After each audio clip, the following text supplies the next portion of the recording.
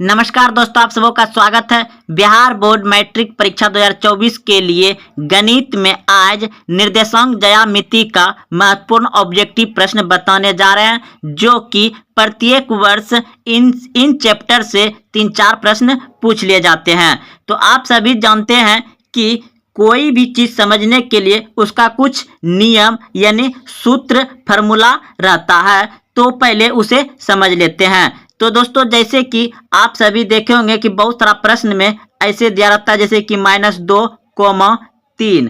तो इसमें पूछ लिया जाता है कि इनमें से कौन सा भुज है या इनमें से कौन कोटि है, या इसका पूछ लेगा कि x निर्देशांक क्या होगा, y निर्देशांक क्या होगा।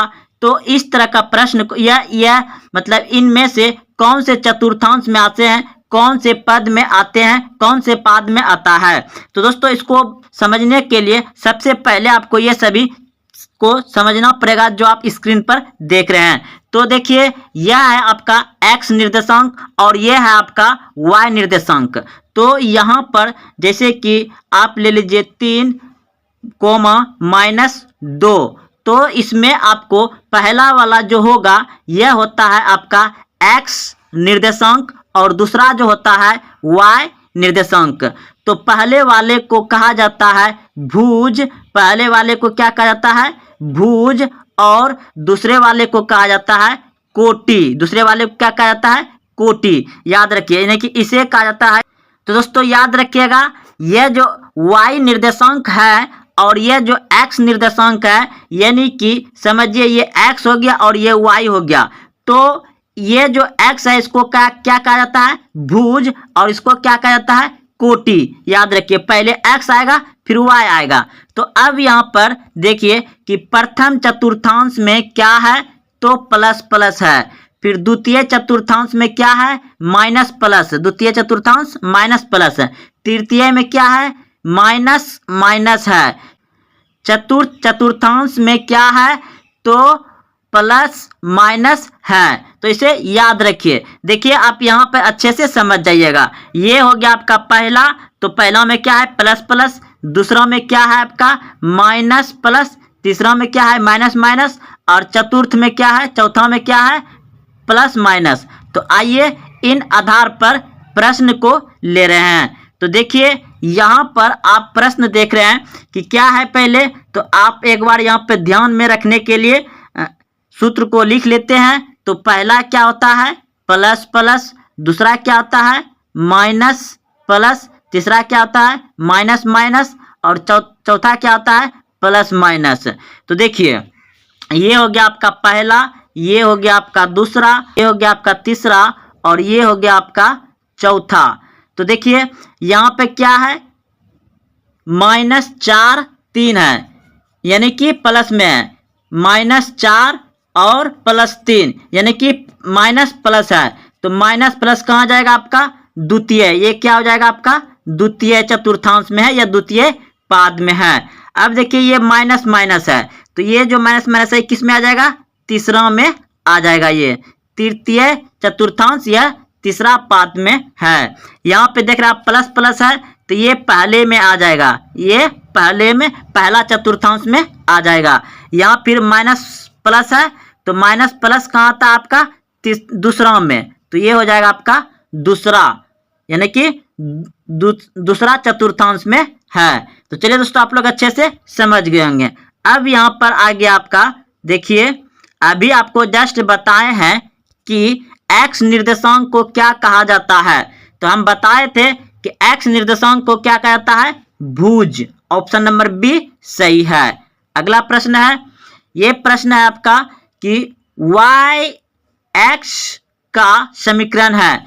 अगर y x का समीकरण पूछे तो इसका उल्टा कर दीजिए, x बराबर हो जाएगा आपका 0। y x का समीकरण पूछे तो x बराबर 0 हो जाएगा।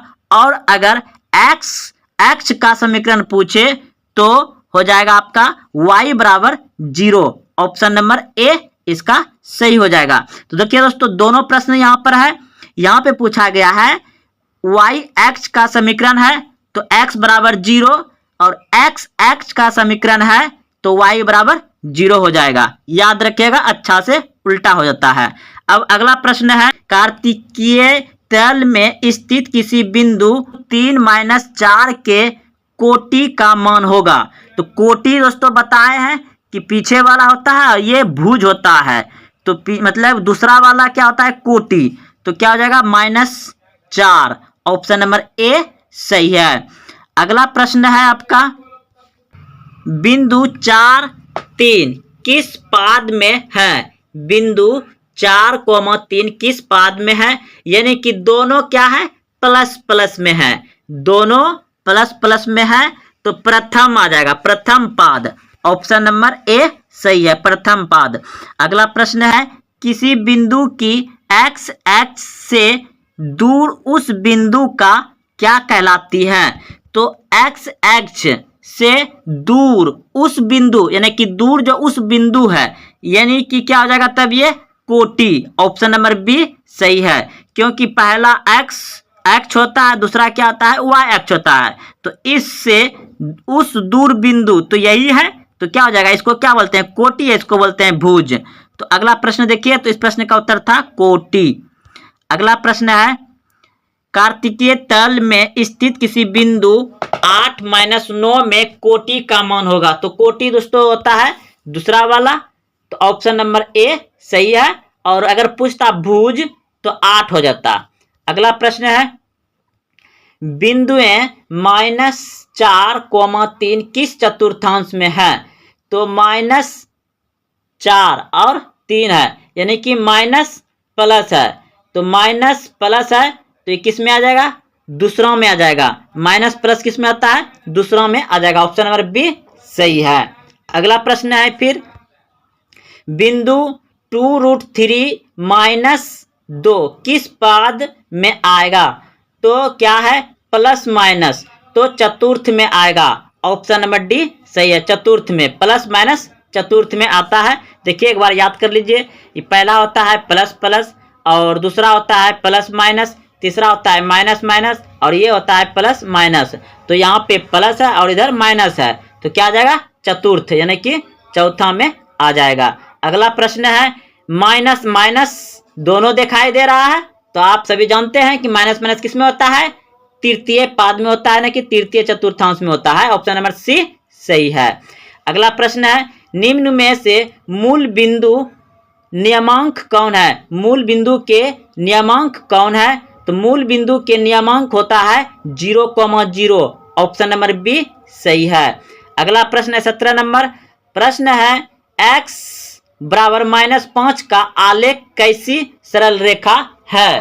तो इस प्रश्न का उत्तर हो जाएगा आपका ऑप्शन नंबर जो है कि बी सही है। यह सरल रेखा y अक्ष के समांतर होगा। यह क्या होगा, y अक्ष के समांतर होगा। जैसे कि मान लिया जाए दोस्तों कि ये आपने क्या बनाए, ग्राफ बनाए, तो -5 मान लिया जाए यहाँ है। आप सभी जानते हैं कि ये x होता है, ये x होता है, ये y होता है और ये y होता है। तो मान लिया जाए कि -1 -2 माइनस यहाँ 5 हो गया। तो ये जो ऊपर जाएगा तो किसके समांतर जा रहा है, ये y के समांतर न जा रहा है, ऊपर जा रहा है, तो ये y के समांतर है। तो क्या हो जाएगा, ये आपका y के समांतर है। तो ऑप्शन नंबर कौन सा सही होगा, ऑप्शन नंबर बी सही है, y के समांतर है। अगला प्रश्न है, बिंदु -3, -5 किस पाद में स्थित है। तो माइनस माइनस सभी जानते हैं, आप सभी बहुत अच्छे से याद रहेगा, तृतीय पाद में है। ऑप्शन नंबर सी सही है। अगला प्रश्न है बिंदु 6-5 का x निर्देशांक x नियमांक है। तो x नियमांक, तो दोस्तों आप सभी को पहले ही शुरू में ही बता दिए हैं कि x नियमांक को क्या कहते हैं, भुज, और क्या होता है, पहला वाला होता है। क्या होता है, पहला वाला होता है। पहला वाला आप सभी को बता दिए हैं कि x पहले होता है, y दूसरा होता है। इसको भुज बोला जाता है, इसको कोटि बोला जाता है, इसको x नियमांक बोला जाता है, यह x निर्देशांक बोला जाता है, इसको y नियमांक बोला जाएगा, यह कोटि बोला जाएगा। तो यहाँ पे पूछा है x नियमांक, तो ऑप्शन नंबर ए सही हो जाएगा। क्या हो जाएगा, 6। ऑप्शन नंबर ए सही है। अगला प्रश्न है, बिंदु एक्स वाई की दूरी मूल बिंदु से है, तो इस प्रश्न का उत्तर हो जाएगा आपका ऑप्शन नंबर बी, बिल्कुल सही है। ऑप्शन नंबर बी सूत्र पूछा गया है दोस्तों, √x² प्लस y² हो जाएगा। ऑप्शन नंबर बी सही है। अगला प्रश्न है, बिंदु 6-5 का भुज है। दोस्तों भुज पूछा गया है, तो पहला वाला यानी कि 6 हो जाएगा। ऑप्शन नंबर ए सही है 6, क्योंकि आप सभी जानते हैं कि ई पहले वाले को भुज कहा जाता है, यह एक्स नियमांक कहा जाता है, यह एक्स निर्देशांक कहा जाता है। दूसरे वाले को कोटि कहा जाता है, वाई नियमांक कहा जाता है, या वाई निर्देशांक कहा जाता है। तो हमको पूछा क्या है भुज, तो भुज पहला वाला होता है, तो ऑप्शन नंबर ए सही है 6 हो जाएगा। अगला प्रश्न है, बिंदुएं -6 -5/2 किस पाद में है? तो दोनों माइनस माइनस है, तो तृतीय पाद में हो जाएगा, तृतीय पाद। ऑप्शन नंबर सी सही है, तृतीय पाद। ऑप्शन नंबर सी सही है, तृतीय पाद होगा इसका, क्योंकि दोनों माइनस में है, दोनों माइनस में तृतीय पाद होगा। अगला प्रश्न है, बिंदु -6, 10 का कोटि पूछा है, कोटि। तो कोटि पूछा है, तो कोटि होता है दूसरा वाला और भुज होता है पहला वाला। तो भुज अगर पूछता तो -6 होता, और कोटि पूछा है तो 10 होगा, यानी ऑप्शन नंबर बी सही है 10, कोटि 10 हो जाएगा। अगला प्रश्न है, बिंदुएं -6-7 का कोटि। तो फिर कोटि पूछा है दोस्तों, कोटि तो आप सभी जानते हैं कि y को कहता है, इधर y रहता है, इधर की दूसरा वाला कोटि, तो -7। ऑप्शन नंबर सी सही है। अगला प्रश्न है, x अक्ष का समीकरण है, तो x अक्ष का समीकरण उल्टा हो जाएगा इसका, y = 0। ऑप्शन नंबर बी सही है। अगला प्रश्न है, बिंदु -12-18 का भुज। तो भुज पहला वाला होता है -12। ऑप्शन नंबर ए सही हो जाएगा।